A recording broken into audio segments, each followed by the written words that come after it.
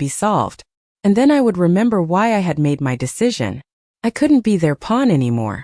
I couldn't be the one who gave and gave, only to be discarded when they no longer needed me. I had raised them, loved them, and this was how they repaid me? It wasn't enough to just stop giving. It wasn't enough to just cut them off financially. I needed to take back control. I needed to reclaim my dignity. And that's when I realized I wasn't just protecting my money or my house. I was protecting myself. I had spent so many years living for others, living to please them, and it had taken everything from me. Now I was living for me. And I wasn't going to let anyone take that from me, not even my own son or daughter-in-law. They had already taken enough. The days after the conversation with John felt strangely still, as if the world was waiting for something to happen, but I wasn't sure what that something was. The tension in the air was palpable, but I wasn't about to make the first move. I had already said my piece. Now it was time to let them come to me if they ever would. I spent my days quietly, filling my time with small routine tasks around the house. The days blurred together, each one seeming to repeat the last. I no longer felt the need to reach out to be the one to make things right. It was no longer my responsibility. The house was mine, and the silence that filled it was a reminder that I was free from the weight I had carried for so many years. I knew deep down that I couldn't just sit back and wait forever. But something inside me told me that the next move had to come from them, not me. They had to learn that I wasn't just the old lady who funded their lives. I was a person, and I had needs too. It wasn't just about the money anymore, it was about respect. I had given them everything I had, and I couldn't keep giving without any recognition in return. A few more days passed, and then the unexpected happened. I received a message from Helen. It wasn't a phone call, which was strange enough in itself. Helen was never one to communicate through text, but this time she did. "We need to talk. Can you meet me tomorrow?" The message read. My first instinct was to ignore it, to let her figure out her own mess. But then I remembered something I had forgotten. The promise I had made to myself. This wasn't just about the house. It was about making sure they understood the consequences of their actions. I wasn't going to let them walk all over me. Not anymore. So I agreed to meet her. The next day I found myself sitting in a quiet cafe, the smell of coffee and pastries filling the air. Helen arrived, looking as pristine as always, her perfect blonde hair pulled back into a sleek ponytail. She looked at me with a forced smile, the kind that didn't quite reach her eyes.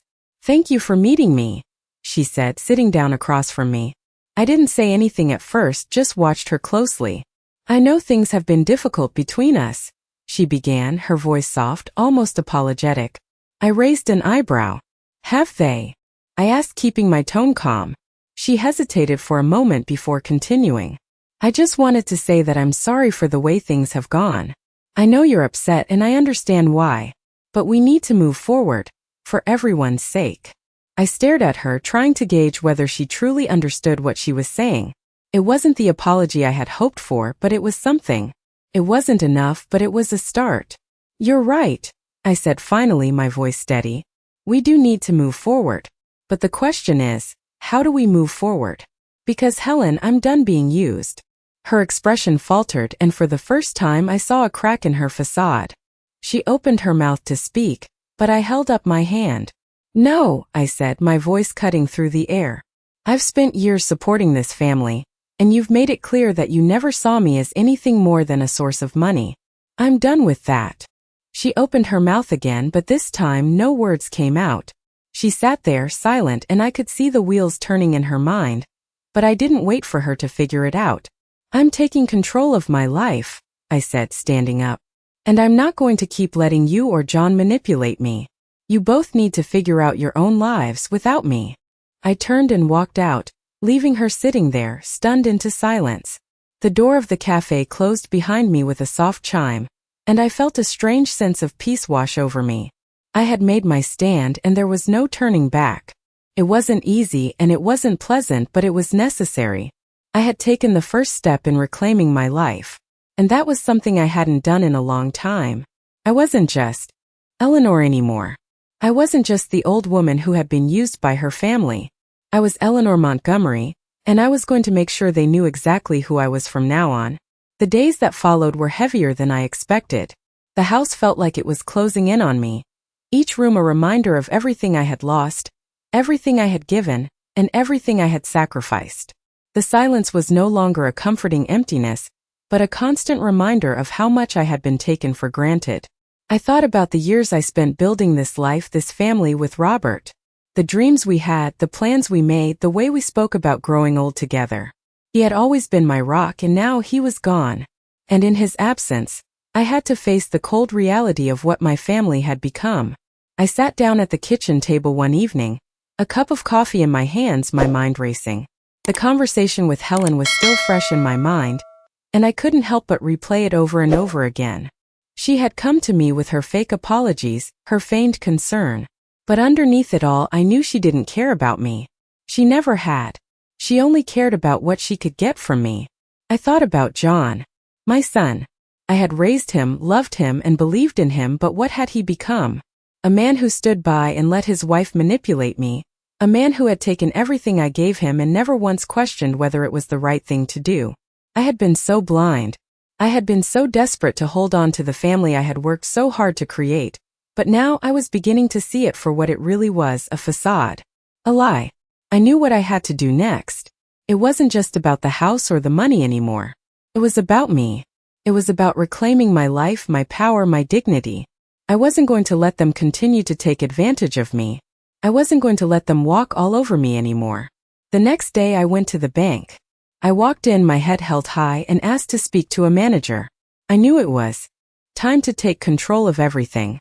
I couldn't keep living in this state of uncertainty, letting them have the power. It was time to put an end to it. I spoke to the bank manager about freezing my accounts and making sure that no one could access my money without my permission. It wasn't just about the financial aspect. It was about taking back control of my life. The manager was surprised, but he didn't question me. He did exactly as I asked, and when I walked out of the bank that day, I felt a weight lift off my shoulders. It wasn't the end, but it was a step in the right direction. As the days went by, I continued to stand my ground. I didn't reach out to John or Helen. They didn't deserve my attention, my concern. They had made it clear they didn't care about me, so why should I keep caring about them? The silence between us was deafening, but it was necessary. I wasn't about to chase after people who only saw me as a source of money. I wasn't going to beg for their affection. A few weeks later, I received a letter in the mail. It was from John. I could tell from the handwriting on the envelope that it was his, and for a moment I hesitated. I didn't want to read it. I didn't want to go back into that world where I was just a tool for their gain. But I opened it anyway. "Mom," the letter began. "I know things have been difficult between us, but I want to try to fix things. Please, let's talk." I stared at the words, my mind racing. I had spent so many years trying to keep the peace, trying to hold on to a family that had never truly cared for me. And now, after everything that had happened, here he was asking for a second chance. I wasn't sure what to think. I wasn't sure what I wanted. I could feel the anger bubbling inside me, but at the same time I felt a deep sense of sadness. Sad that it had come to this. Sad that I had been so blind for so long. I folded the letter and put it down on the table. I didn't know what to do next. I didn't know if I could ever forgive them for the way they had treated me. But I knew one thing for sure. I wasn't going to let them use me anymore. I wasn't going to keep living for them. I was going to live for myself. And whatever happened next, I was going to face it on my own terms. The days continued to drag on, but something inside me had shifted. I had made my decision, and now there was no turning back. My heart no longer ached as it once had. It had become numb, guarded, and with each passing day, I felt more and more like myself again. It was as though a fog had cleared, and I could finally see everything for what it truly was. The house was still quiet, but now it was a silence I had chosen. It wasn't uncomfortable anymore. It was liberating. I had reclaimed my space, my peace, and for the first time in a long while, I wasn't living for anyone else. I wasn't looking for approval or validation from anyone. I was free. As the weeks passed, I found myself filling my time with things I had forgotten about. Small joys. I began to bake again, something I hadn't done in years. The smell of fresh bread or cookies baking in the oven became my new comfort. I had always enjoyed it, but for so long it felt like something I did just to keep the family happy. Now it was just for me. I also began to take walks, something I hadn't done in ages. I would step outside feeling the warmth of the sun on my face and just breathe. I didn't have to rush. I didn't have to be anywhere. It was all mine to enjoy. I had always thought that the only way to be happy was to please others. I had sacrificed so much of myself for my family, believing that they needed me. But I realized that it wasn't about them. It was about me. And I had spent so many years forgetting that. Slowly, I started to let go of the bitterness I had been holding on to. I realized that I didn't need their love, their respect, or their approval. I didn't need them to see me as anything other than who I was. I was Eleanor Montgomery, and I was enough. One day while sitting on my porch with a cup of tea, I thought back to the letter John had sent me. He had apologized, but I wasn't sure if I could ever forgive him. The years of neglect, the years of using me, couldn't be erased with a simple apology. But then again, I wasn't angry anymore. I didn't need to hold on to that anger. It wasn't about forgiveness. It was about finding peace for myself. I wasn't sure if I would ever speak to John again, or if things would ever go back to the way they once were, but I knew one thing for sure. I was going to be okay. I was finally starting to heal. The next time I saw Helen, she was standing in my driveway, looking as if she had been waiting for me to come outside. I wasn't surprised. She had always been one to take the first step when she needed something. I didn't know what she wanted now, but I wasn't about to open the door for her to manipulate me again. I stood there for a moment, staring at her, feeling the weight of everything that had happened. She looked different now, like she didn't know how to approach me anymore. The power had shifted. I could feel it. "Helen," I said finally, my voice calm. "What do you want?" She hesitated before stepping closer. "I wanted to apologize," she said, her voice soft. "I know I've hurt you. I've made mistakes and I can't take back what I've done, but I'm sorry." I nodded slowly, looking at her without any emotion. "I'm sure you are," I replied. "But it's too late. You've done enough. It's time for me to live my life." She stood there, not saying anything for a moment, as if she was waiting for me to soften. But I didn't. I wasn't angry anymore, but I wasn't going to let her back in. I had given her too many chances before, and I wasn't going to do it again. "You need to understand something, Helen," I continued, my tone steady. "I'm not your ATM, and I'm not your punching bag. I'm not going to keep letting you use me." She seemed to deflate, her shoulders sagging. She had nothing more to say. I turned and walked back into the house, the door closing softly behind me. I didn't feel triumphant, but I felt at peace. I had made my boundaries clear. And for the first time in years, I was living my life for myself without guilt or fear. The silence in the house wasn't empty anymore.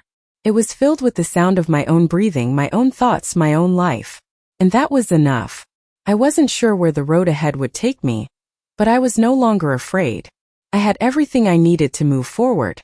The past was behind me, and the future was mine to shape. I wasn't waiting for anyone's approval anymore. I wasn't waiting for anything. I was finally free. It had been a few weeks since I last saw Helen, and in those weeks, I had felt something shift inside me. I no longer missed them.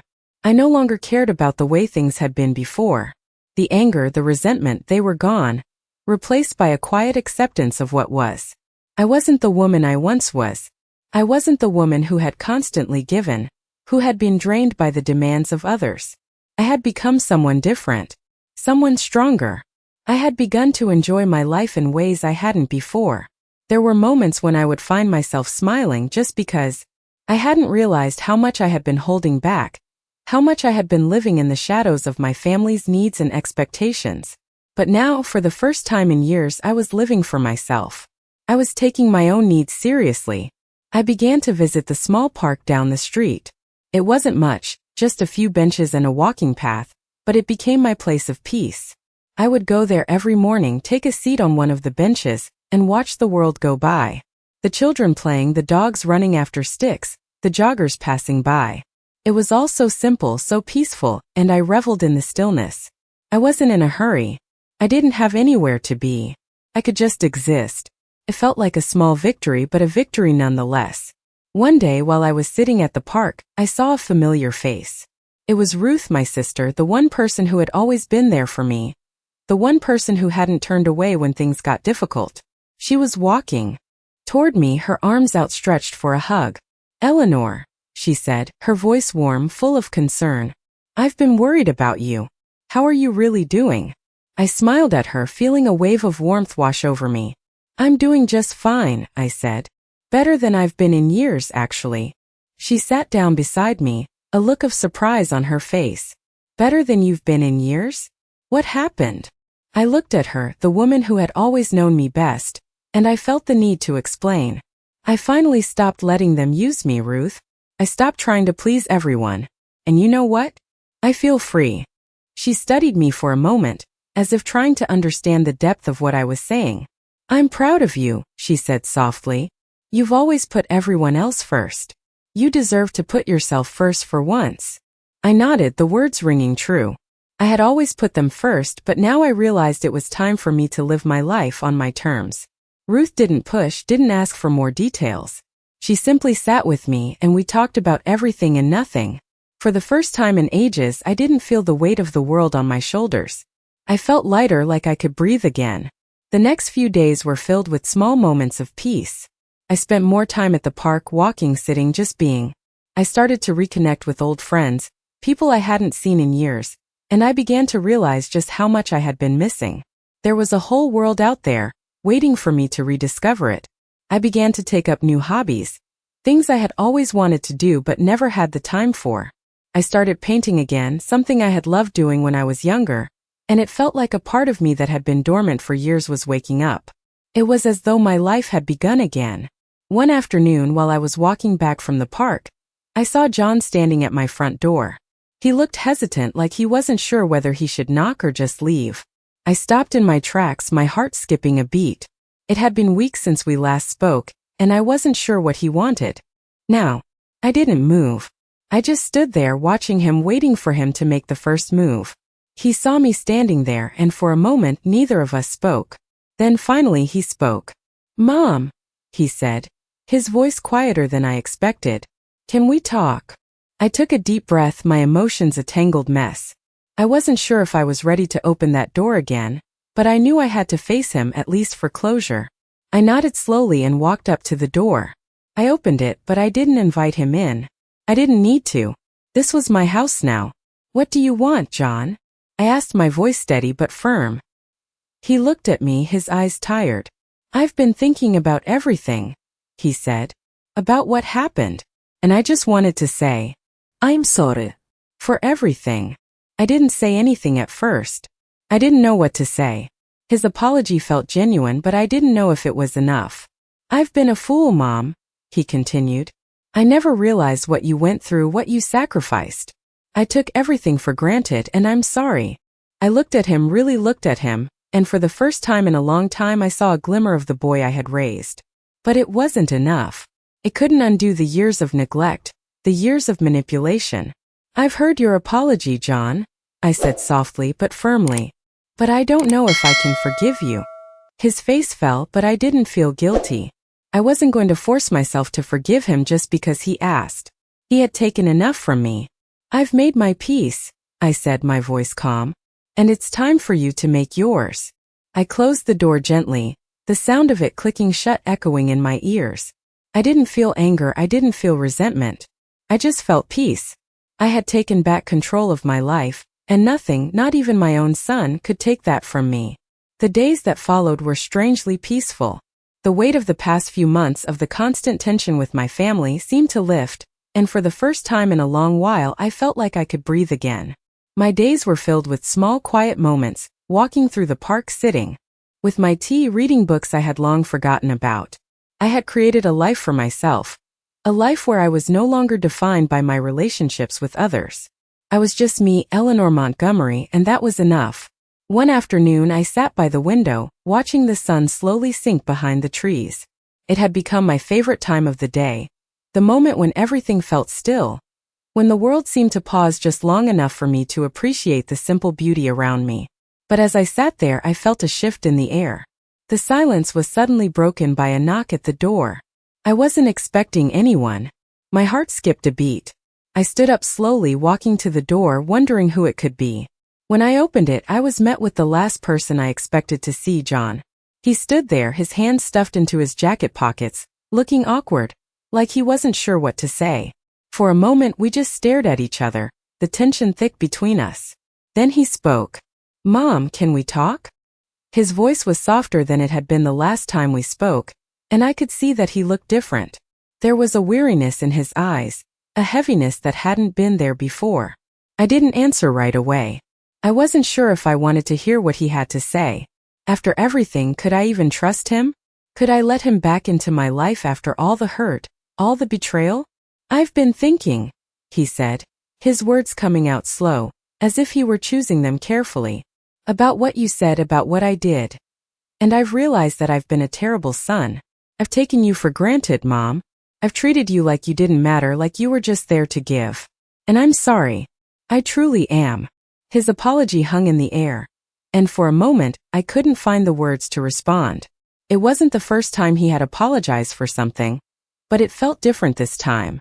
There was no defensiveness in his tone, no attempt to justify his actions.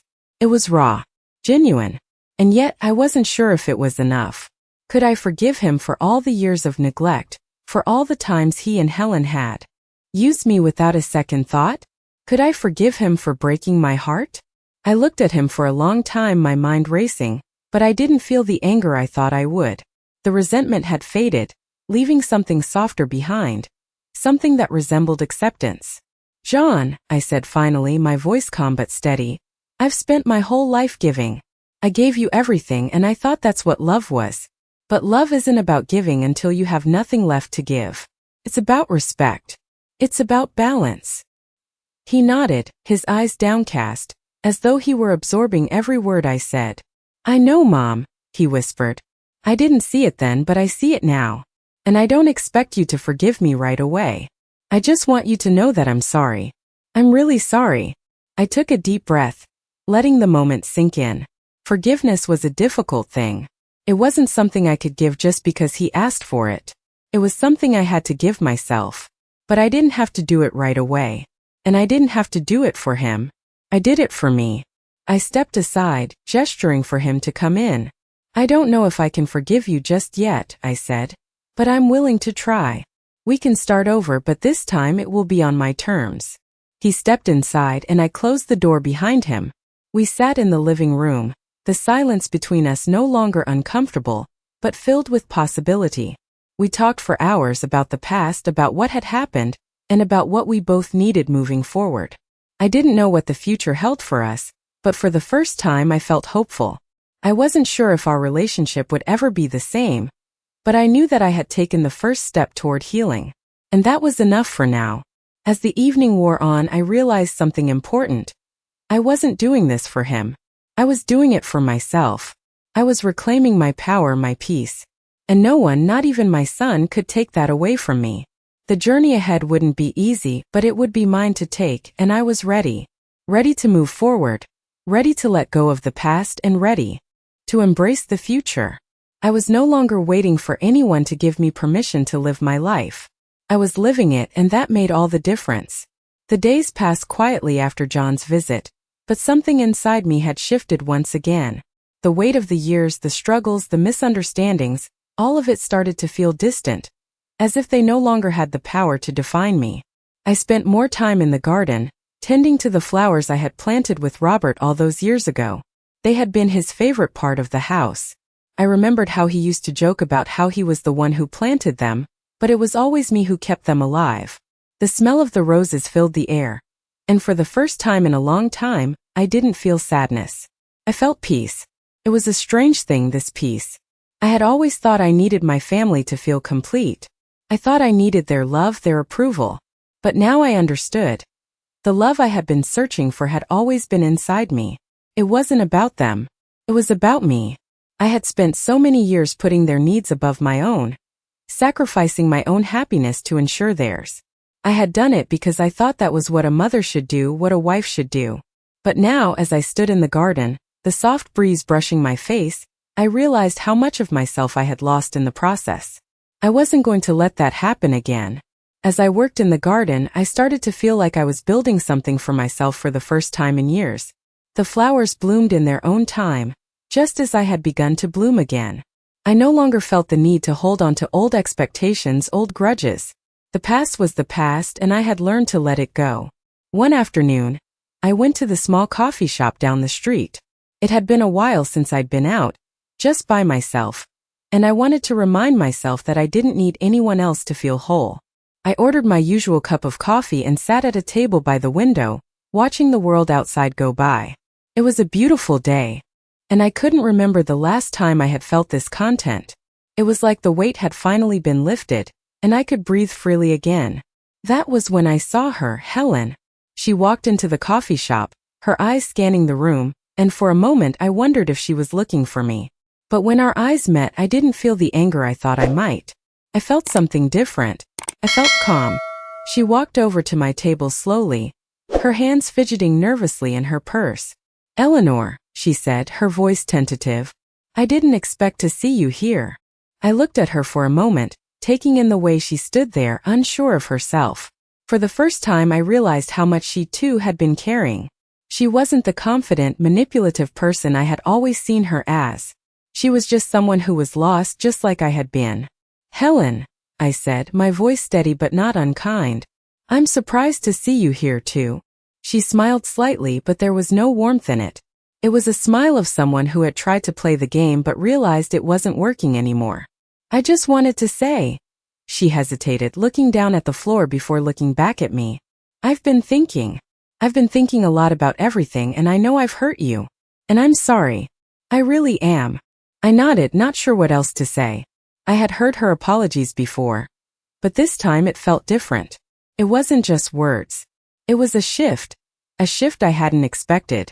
"I'm not asking for forgiveness," she continued, her voice quieter now. I just wanted you to know that I understand. And I see now how wrong I was." I studied her for a moment, taking in the sincerity in her eyes. Maybe it wasn't enough. Maybe I would never truly forget the way she and John had treated me. But right now, in this moment, I realized I didn't need to. I didn't need to carry that anger anymore. It wasn't for her. It wasn't for John. It was for me. I wasn't going to carry the weight of their mistakes any longer. "Helen," I said, my voice calm, "I appreciate your apology, but I've moved on. I've learned to live for myself. And I can't go back." She nodded slowly, her eyes downcast. "I understand," she said softly, "and I don't expect anything from you. I just wanted you to know that I'm sorry. For everything." I smiled faintly, not in forgiveness but in understanding. "Thank you," I said, "but I've already forgiven you. I just can't forget. And I don't need to." We sat there for a while, not speaking, just sharing the silence. It wasn't uncomfortable. It wasn't angry. It was just peace. After a while, Helen stood up, her shoulders a little less heavy than when she walked in. "I should go," she said. I nodded, and she turned to leave, walking out of the coffee shop without another word. I sat there for a moment, looking out the window at the people passing by. It was a strange feeling, but it was a good one. I had come to a place in my life where I no longer needed anyone to validate me. I was enough, and that was all that mattered.